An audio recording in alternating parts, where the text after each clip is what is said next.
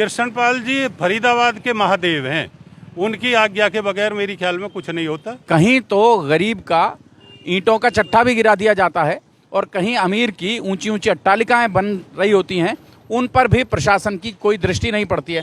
कल आपको दिखाया था हमने गौची में कैसे तोड़फोड़ कर रहा था प्रशासन, आज आपको दिखा रहे हैं कि कैसे तोड़फोड़ नहीं कर रहा है। हम लोग खड़े हैं तिलपत रोड पल्ला में और हमारे साथ हैं ठाकुर कमल सिंह तंवर जी।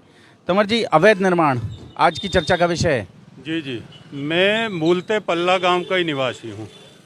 ये राव निहाल सिंह जो पूर्व पार्षद हैं, उनका ये निर्माण है, अवैध निर्माण है। हमको इसलिए रोक दिया जाता है कि अवैध है, नक्शा पास कराओ। मैं डॉक्टर नरेश जो हैं जॉइंट कमिश्नर, उनसे भी मिला था। उन्होंने मुझे यही सलाह दी कि आप अपना नक्शा पास कराइए।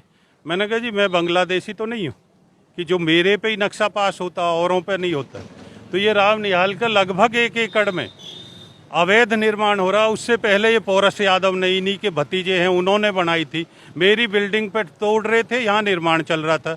आज भी डॉक्टर नरेश जी ने कहा मैंने डेमोलिशन ऑर्डर कर रखे हैं। कैसे डेमोलिशन ऑर्डर हैं देख लो आप, ये कंस्ट्रक्शन चल रही है। ये देख सकते हैं फरीदाबाद, आप ऊपर आप देख सकते हैं वहाँ अवैध निर्माण जारी है जी। तो इसका नक्शा पास नहीं करवाया इन्होंने? नहीं, कोई नक्शा पास नहीं है, कहीं नहीं है। नक्शा पास हो दिखा दें, मैंने RTI भी लगाई हुई है, कुछ नहीं है। ये केवल ढकोसलेबाजी है। क्यों ऐसा बन क्यों रहा है? पूर्व पार्षद हैं, इनको राजनीतिक संरक्षण होता। किसका राजनीतिक संरक्षण? कमल जी, राव निहाल सिंह अवतार की झोली में बैठते थे, उससे पहले महेंद्र प्रताप के, आज कृष्णपाल की झोली में बैठे, तो सत्ता के साथ रहते हैं, तो इसलिए इनको संरक्षण है। यहाँ आज तो मैं कहता हूँ कृष्णपाल जी फरीदाबाद के महादेव हैं, उनकी आज्ञा के बगैर मेरी ख्याल में कुछ नहीं होता। और ये राव निहाल सिंह भी अब उसके बेटे को, क्योंकि कहते हैं अब भाई भावी विधायक, तो कहीं कभी ये कहते थे कांग्रेस मेरे खून में बसती है। तो ये विरोधाभास, ऐसे चाटुकार लोग अपना लाभ उठाते हैं और वो अपना कर लेते हैं अपने तरीके से। ये करोड़ों रुपए का जो डेवलपमेंट देना पड़ता गवर्नमेंट को, वो चूना लगाया जा रहा। सरकार के टैक्स की चोरी है। हाँ बिल्कुल, इसका कमर्शियल बन रहा है, ये रेजिडेंशियल बन रहा है। कमर्शियल है, CLU कराना पड़ता, सरकार को डेवलपमेंट चार्ज देने पड़ते, तो वो उनकी चोरी है सीधा सीधा। जो अधिकारियों की संलिप्तता है, प्रेशर है उनका, अधिकारियों पे प्रेशर होता है। और आपके सामने चल रहा है, आज ही मैं मिला हूँ डॉक्टर नरेश जी से। इसकी मैंने कल भी कंप्लेंट भेजी थी, कमिश्नर को भी भेजी है, मुख्यमंत्री को भी भेजी है मैंने इसकी कंप्लेंट।